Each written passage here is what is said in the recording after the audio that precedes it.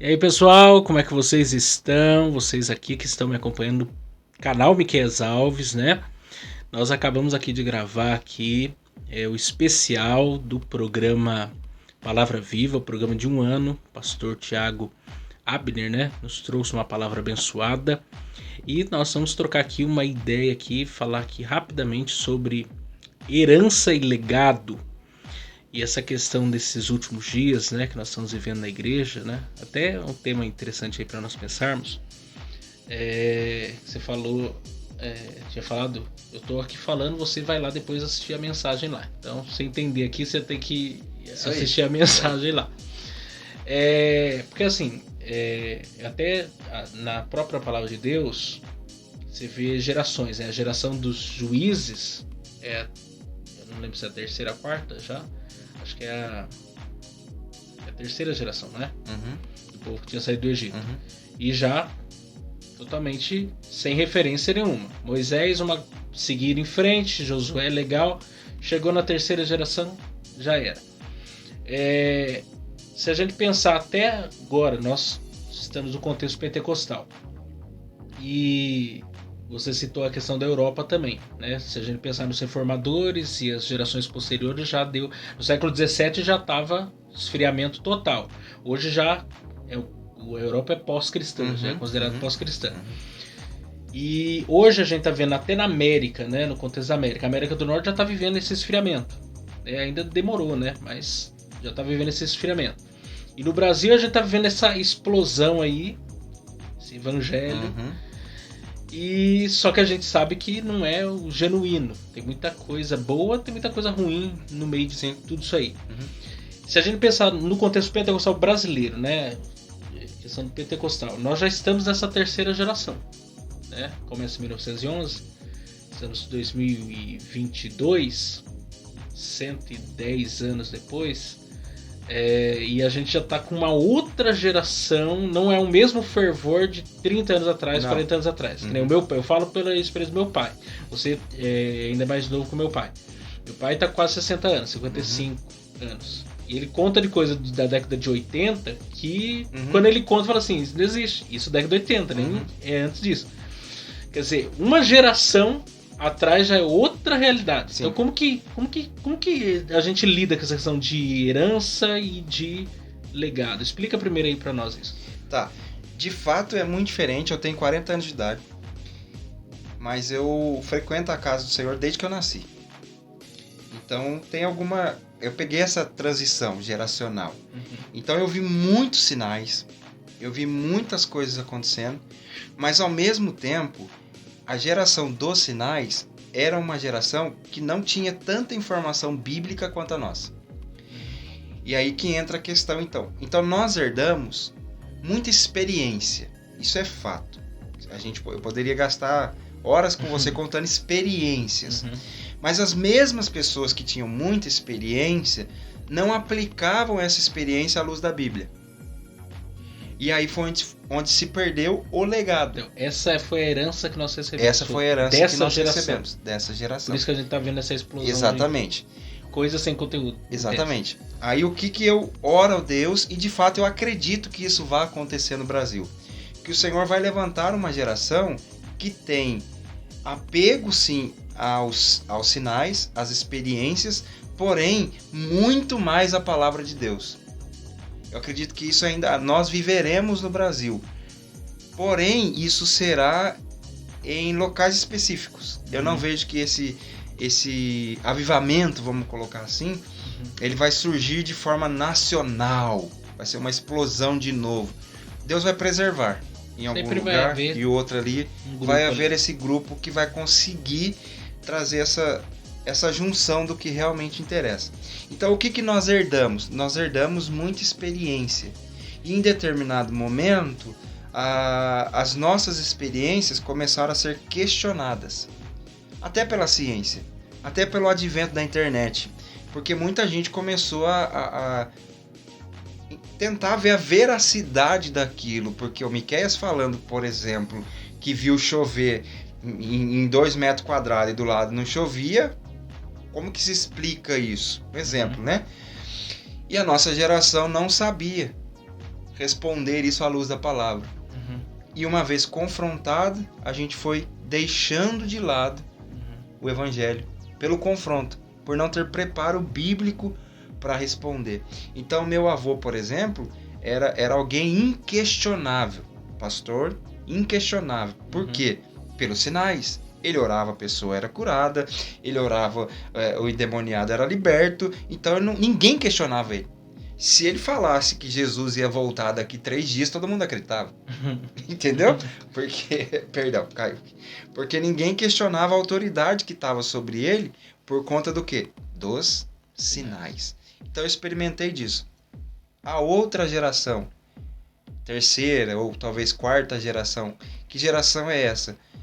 É uma galera que agora não tem conteúdo bíblico e está perdendo cada vez mais os sinais. E quando é sinais, é fabricado, não é genuíno. Exatamente. Porque assim, os sinais eles não são antibíblicos, né? Os sinais seguem os que creem. Sim. O problema é quando as coisas são invertidas. Exatamente. A posição de importância. A palavra é sempre a principal. O que vem depois disso, amém, glória a Deus. A gente avalia conforme a palavra. Só que o que a gente está vendo hoje é que ou a gente fica nos extremos, né? Ou é só é só palavra, nada de sinais, ou é só sinais e nada também de palavra. Sim. Quer dizer, tem que ter um equilíbrio, querendo ou não. É uma geração que, vamos usar um português assim bem chulo, assim, arrota muita intimidade com Cristo, mas ao mesmo tempo a gente que tem alguma experiência identifica rapidamente que não tem intimidade nenhuma. Então eu vou te dar um exemplo. Eu preguei numa igreja esses dias e a jovem chegou em mim e dentro do mover, ela falou assim, eu tô muito chapada por Cristo me chapou e tal. Eu falei, nossa, que legal. E ela disse assim, eu tenho muita intimidade com Deus, mas muita intimidade com Deus. E a gente já sabe que quem tem não fica falando, né? Enfim, mas tudo bem. Eu tenho muita intimidade com Deus a tal ponto que eu falo palavrão pra Deus quando eu oro, porque ele já sabe que eu falo mesmo. Que intimidade é essa? Nem sabe, não tem nem noção de a quem está se referindo. Então, para ela, a intimidade é ser do jeito que eu sou e conversar o tempo todo com alguém. Mas isso não é intimidade com Deus. Então, eu fico... Entendeu? Uma coisa assim que eu vejo e que me incomoda muito. Sobretudo no meio pentecostal. Porque assim, todo culto é a presença de Deus, tipo 220. Não existe isso. Não. Eu não consigo. Porque os momentos que a palavra de Deus revela, por exemplo, e quando é de fato a presença de Deus, porque uma coisa, Deus ele é onipresente, ele está em todos os lugares, ponto final. Só que a presença manifesta de Deus não está em todos os lugares. Deus revelou na sarça, lá na margem do rio Quebar, Pedro na pescaria, momentos pontuais, você vê a manifestação. Sansão, todas aquelas manifestações do Espírito Santo. O camarada matar pessoas com uma queixada de jumento, rasgar um leão no meio, é presença do Espírito Santo. Ele por si só jamais conseguiria fazer isso. Então eu vejo assim, até o povo no monte lá, o Moisés acho que foi o cara que mais experimentou desse êxtase, né? Desse 80 dias, não é só 40, é 40 dias a primeira vez. Depois ele volta de novo a reescrever. São 80 dias que ele volta com o rosto reluzindo. Agora, todo culto isso, eu fico meio... Eu não consigo ver isso. Porque muita coisa, às vezes, é emoção da pessoa, não tem nada a ver com a presença de Deus. Sim. Você tá entendendo o que eu tô falando? E eu até tenho um problema com pessoas que hoje... isso é muito natural, Miqueza. A pessoa começa a dizer assim, hoje Deus falou comigo. Hoje Deus falou comigo. Ou eu tava fazendo não sei o que, Deus falou comigo. Eu falo, caramba, nem com Moisés Deus falou tanto assim. Entendeu? Moisés que tinha que receber a lei. Nem com ele Deus falava tanto tempo assim. Deus fala contigo toda hora. E o detalhe é o seguinte, como que Deus fala? Deus fala comigo no carro, Deus fala comigo na rua, mas nunca na palavra. Eu tenho outra dificuldade com isso também. Entendeu? Eu creio que Deus pode falar sim. Claro. Mas só que são pessoas que você conversa, elas não leem a Bíblia. Exatamente. Elas não leem a Bíblia. Aí como que Deus fala com a pessoa todo dia, mas ela não alimenta da palavra que já está revelada? E aí você vai pegar a história de como a Bíblia chegou até a gente, por exemplo, e vai descartar os mártires, vai descartar tantas pessoas que morreram, deram a vida da família pra gente ter acesso a isso. E de fato, que necessidade teria se todos os dias Deus vai se revelar para alguém e falar com ele pessoalmente? Para quê? Né? Então é um contrassenso. Semana passada também a gente estava em um lugar e poxa, a gente viu nitidamente isso que a gente está conversando agora. Tinha um pessoal no altar cantando uma canção. Do lado esquerdo da igreja, 3 outros grupos se autoprofetizando. Do lado direito da igreja, mais 2. E atrás da gente, mais 2. Então, ficou aqueles nichos, aquelas rodas, assim, todo mundo profetizando. Aí eu até brinquei com o Vanderlei e falei assim, Vanderlei, lembra que quando Deus precisou dividir o povo, ele confundiu as línguas na Torre de Babel? Aqui tá do mesmo jeito. Tem um cara falando em língua lá, outro aqui, todo mundo... E ninguém tá... Em qual desses é Deus? Porque é impossível que Deus esteja fazendo 15 coisas diferentes no mesmo ambiente. Não, e 1 Coríntios 14 já deixa claro, né? Sim. Que profetizem um de cada vez. Isso. Para não entrar nem no mérito disso, porque né? É uma questão litúrgica também. Sim. Só que a gente tem visto isso aí, eu fico preocupado com isso aí. E geralmente são pessoas e eu gosto de ver isso, a Bíblia é muito... Ela não deixa ponto sem nó, né? Uhum. Por exemplo, na lista lá de 1 Timóteo, né? Relacionada a presbíteros, diáconos, no caso, os cargos eclesiásticos de um geral, né? Refere-se a carisma, que é o ensino. Os outros são tudo referente a caráter. Uhum. E aí você vê esse fenômeno, pessoas dizendo ter manifestações do espírito, o mesmo pregando, tantas coisas. Carisma. Sim. Mas quando você vai conhecer a vida da pessoa, não tem caráter. Exatamente. E Deus está mais preocupado em você ter caráter do que você em ter dons. Porque dons ele pode dar para quem ele quiser. Dons é dele, ele dá. Agora, caráter, e aí? Sim. Que é santidade, vida com Deus. Isso. E aí a gente volta ao assunto da herança e legado. O que todo mundo quer hoje? Herança. Então Satanás ele vai entrar na igreja e vai dizer assim, te dou isso, te dou aquilo, te dou isso, te dou aquilo, e tá tudo certo, e a galera sai dali dizendo que foi Deus que deu. Entendeu? Uhum. Porque o que todo mundo quer é herança. O que seria o legado? A vida com Deus. O caráter transformador, o novo nascimento. Ninguém mais prega novo nascimento. Ninguém prega arrependimento. Não, lógico que não. A gente sabe disso. Começa a pregar sobre arrependimento, que você vai ver o que vai acontecer com o pessoal que vai na sua igreja. Ele vai migrar para outra ali, que está dizendo para ele que daqui 2 semanas ele está rico. E ponto. Então, não faz muito sentido mais no coração das pessoas o verdadeiro evangelho. Mas a gente precisa combater isso. Até eu vou deixar uma frase para você pensar ou para a gente conversar sobre isso. Uma frase não, vou fazer uma pergunta melhor. O que você considera mais difícil hoje? Pregar o evangelho para o não cristão ou para o cristão? Cristão, com certeza. Então, ponto. É isso aí. Porque o não crente... Apesar que assim, e às vezes a gente vê isso, e aí isso é um outro problema. Porque, por exemplo, eu sou da Assembleia de Deus, você é da Nova Vida. Ainda existe uma linha existe uma teologia de comunhão ali, muitas coisas. Mas às vezes a pessoa vem de outra denominação para sua igreja, por exemplo, ela tá com um monte de minhoca na cabeça. Sim. E ela é crente. Com certeza. E ela é crente, ela diz, não, mas eu sou crente. Só que quando você conversa com aquela pessoa ali, ela fala assim, meu Deus, mas esse aqui é o pior que o ímpio, que veio do espiritismo, isso. Que veio do budismo, Sim. Que veio do, Sim. sei lá, de qualquer outra seita. Pra você ver, porque o não crente, a gente entende o contexto que ele vem.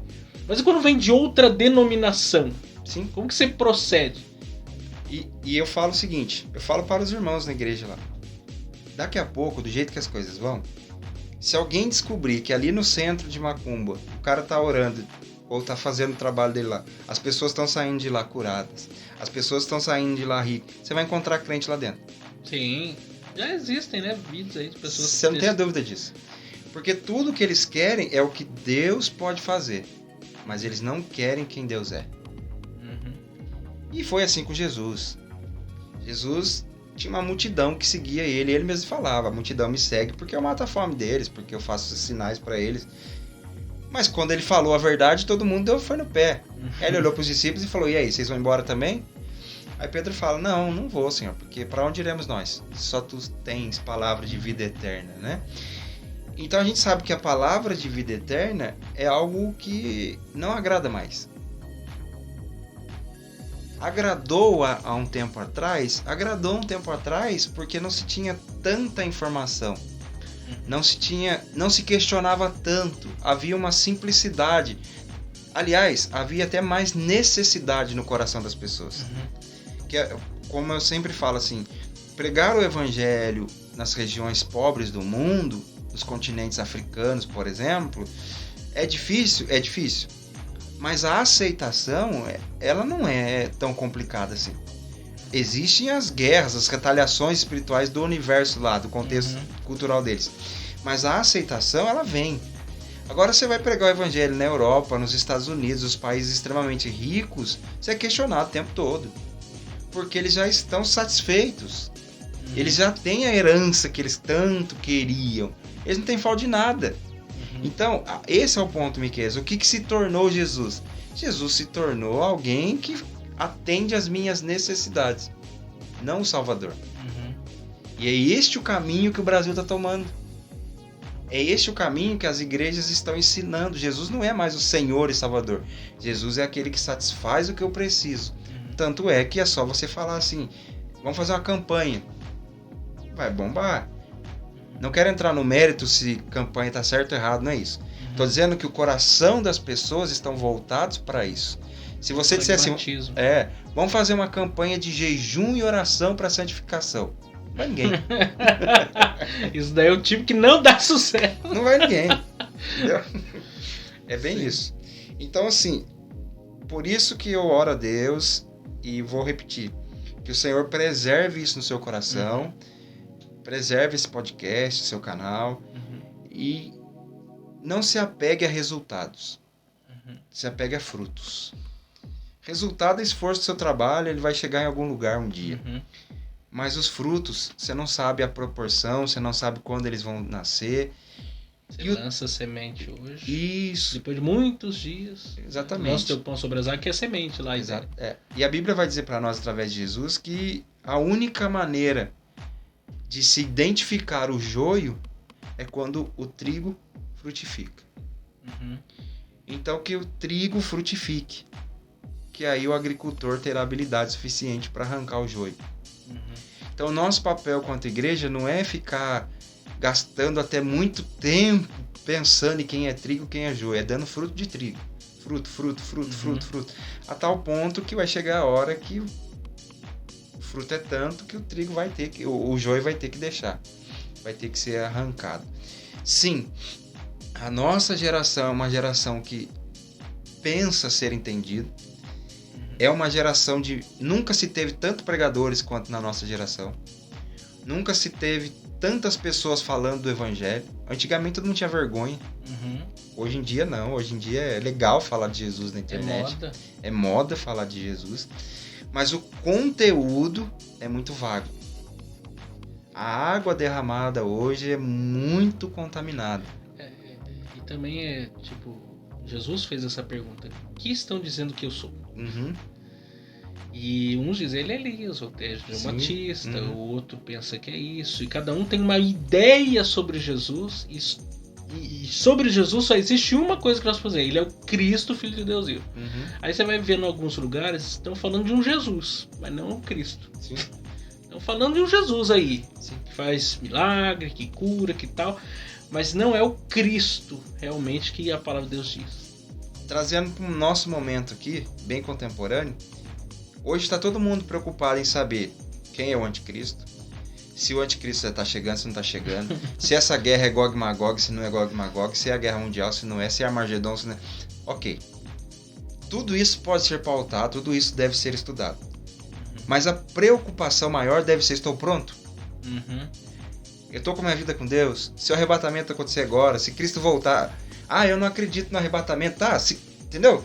Se eu sou pós, se eu sou pré... Vamos deixar toda essa discussão de lado. A pergunta é: você está pronto? Para seja o que for, você está pronto? Você tá com a sua mente tranquila, o Espírito Santo... Porque Romanos, que você está estudando, vai dizer assim, olha, se você não tem certeza da sua salvação, porque você não está salvo, Romanos 7 fala isso, o Espírito Santo lhe dará certeza de salvação. Se você não tem certeza, fiel, você tem problemas aí. Então, veja bem, a gente fica... Até Satanás faz isso com a gente, Miquel. A gente fica tentando descobrir quem é o anticristo e, na verdade, não se relaciona com Cristo. Porque que diferença vai fazer pra gente? Na essência, assim, que diferença vai fazer? Tem muito curioso também, né? Tem muita gente que é mais curioso do que realmente estudioso. Mas essa curiosidade, ela nasce, sabe do quê? Da arrogância, da prepotência, do discurso que ele quer mostrar inteligência, ele quer... Ó, o Miqueias falou um negócio lá, amanhã eu vou lá. E eu tenho que, a qualquer custo, falar algo mais bonito que você. Eu tenho que aparecer melhor, eu tenho que mostrar que eu sou mais intelectual que você. E o evangelho não se trata disso.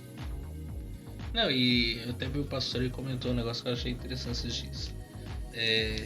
Os camaradas querem começar pelos livros mais difíceis. Pega lá o Isaías, 66 capítulos. O cara nunca leu nada. Não é nem a Bíblia, ele nunca leu nada, ele não tem vídeo de leitura. Ele quer começar a ler a Bíblia pelo livro maior que tem. Não, começa com 3 João, 2 João. Pega Judas, um capítulo. Judas, Obadias, você vai pegando os livros pequenos, tem um capítulo só. Depois você vai pegar os que tem 2, 3 e vai aumentando. Porque é assim que é. Aí tem gente que quer começar a comer a árvore lá de cima, a girafa. Quer começar... Não, a gente tem que começar de baixo, entender nossa limitação para servir os outros realmente. Porque às vezes se você não sabe, você quer ensinar o que você não sabe, vai ser 2... vai multiplicar a ignorância. Esses dias um jovem mandou uma mensagem, aí ele falou assim, pastor, eu tô estudando aqui, tá, tô falando que legal, cara. Tá. E aí ele falou assim, eu tô estudando sobre o que Pedro falou, de Cristo ter ido pregar os espíritos em prisões, tá? O clássico debate, né? E aí, pastor, eu falei, deixa eu fazer uma pergunta. Quem foi Pedro?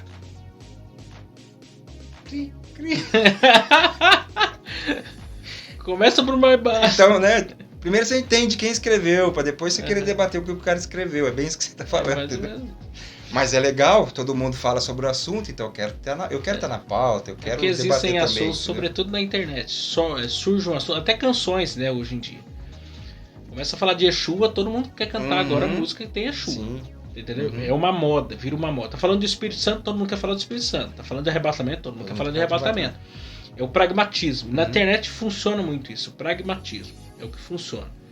Mas a gente tem que ter critério, tem que ter uma peneira aí, o que é importante, o que não é importante. Até pra nossa vida mesmo. O que é relevante, o que vai agregar e o que não vai agregar.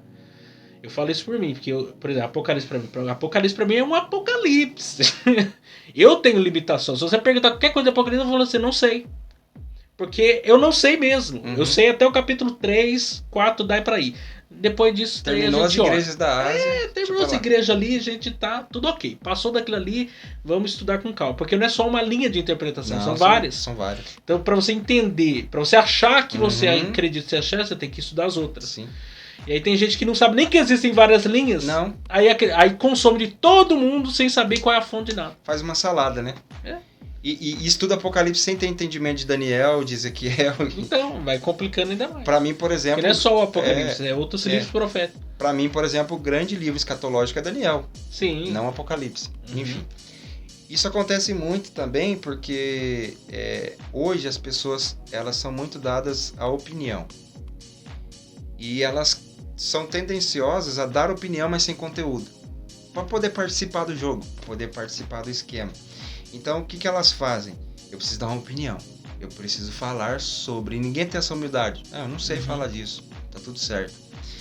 Tem que aprender com Sócrates. Só sei que nada sei. Só sei que nada sei. Eu sei.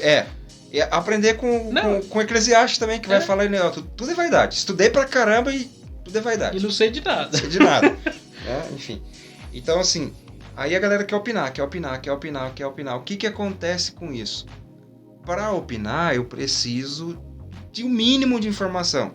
Vou lá pro celular, Google da vida, aí eu pego um pedacinho daqui e acho que já sei o assunto, que domino o assunto, saio falando. Aí tem um mais preguiçoso que eu ainda, que sequer vai perguntar pro Google. Escutou eu falando, nossa, o pastor falou um negócio bonito lá, vou falar também. Você quer um exemplo disso? Alguém lançou na internet que quando Cristo dobrou o o lenço, no episódio que os discípulos vão até o túmulo lá, significava a ideia de que ele deixou um recado para o servo que não podia tirar a mesa, que o judeu faz isso, tal.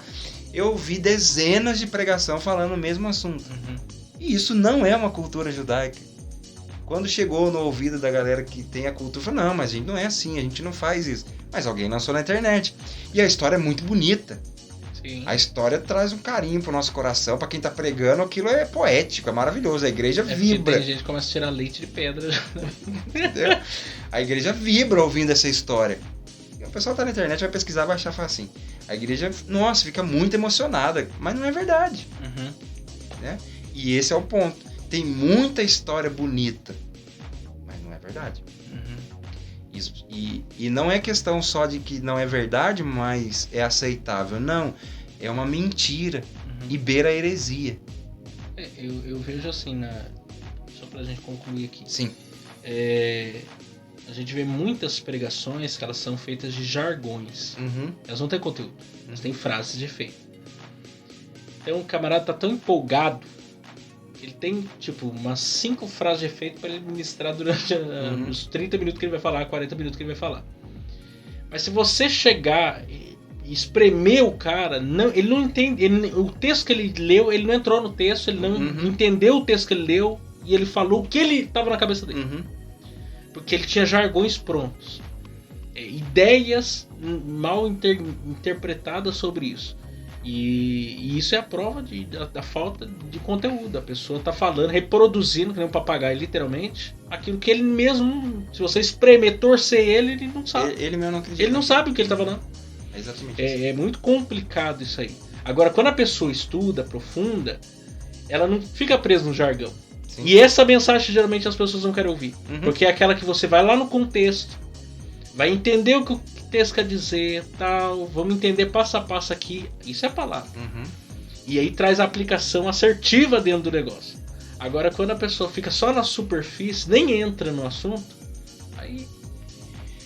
Quando acaba o assunto, ela faz o quê? Conta experiência pessoal. E aí é pessoal, gente. Exatamente, experiência pessoal. Não dá pra se aplicar. Pastor Thiago, Deus abençoe. Amém. Você aí se inscreve e vá lá no canal Palavra Viva lá, ouvir a mensagem que o pastor ministrou lá no nosso programa especial de 1 ano, falando sobre herança e legado. Então, Deus abençoe vocês aí. Até a próxima vez.